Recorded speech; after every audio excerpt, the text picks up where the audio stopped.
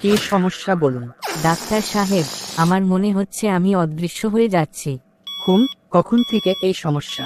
কাল রাত থেকে। তখন থেকে কেউ আমাকে গুরুত্বই দিচ্ছে না। আচ্ছা, আমি কিছু প্রশ্ন করি। আপনি কি নিজেকে দেখতে পাচ্ছেন? আয়নায় তো দেখি, কিন্তু ফেসবুকে কেউ লাইক দেয় না। ঠিক আছে, আপনাকে একটা ওষুধ দিচ্ছি। কি ওষুধ? প্রতিদিন 5টা ভালো পোস্ট করবেন, 10টা মজার কমেন্ট করবেন, আর 2টা সেলফি তুলবেন। এতে কাজ হবে? না হলে পোস্টার ছিঁড়ে বস্তায় ভরতে টোকাইলা সর্বোচ্চ 3 দিন পর দেখা গেল। আচ্ছা, আপনার মাথা করে। না, আমার মাথা ঠিকই থাকে, চারপাশটাই ঘোরে। আপনি কি মজা করতে এসেছেন? না ডাক্তার সাহেব, আমি তো সিরিয়াস। তাহলে আপনার রোগ কি? আমার রোগ হলো, আমি গুগলে বেশি সার্চ করি। এতে আবার সমস্যা কি?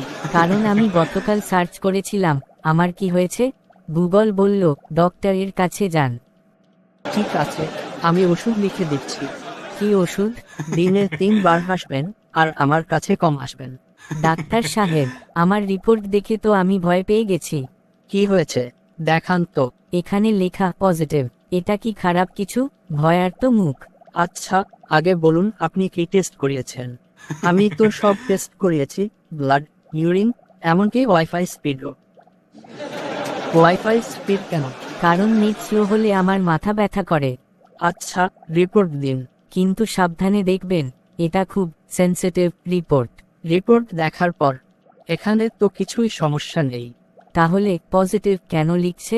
কারণ এটা পজিটিভ অ্যাটিটিউড টেস্ট। ওটা আবার কি? আমরা দেখেছি আপনি সবকিছুতেই উল্টাপাল্টা ভাবেন। মানে আমি আলাদা? হ্যাঁ, খুব আলাদা। আচ্ছা, আর কোনো সমস্যা? আছে। আমি যখন মোবাইল চার্জে দেই, তখন নিজেও ঘুমাতে চলে যাই। এটা তো ভালো অভ্যাস। কিন্তু সমস্যা হলো, আমি উঠার পর মোবাইল 100% আর আমি 1%। ঠিক আছে, আপনার ওষুধ লিখে দিচ্ছি। কি ওষুধ? দিনে কম মোবাইল, বেশি ঘুম, আর মাঝে মাঝে কম কথা বলবেন। শেষেরটা কি বাদ দেওয়া যায়? Subscribe my channel.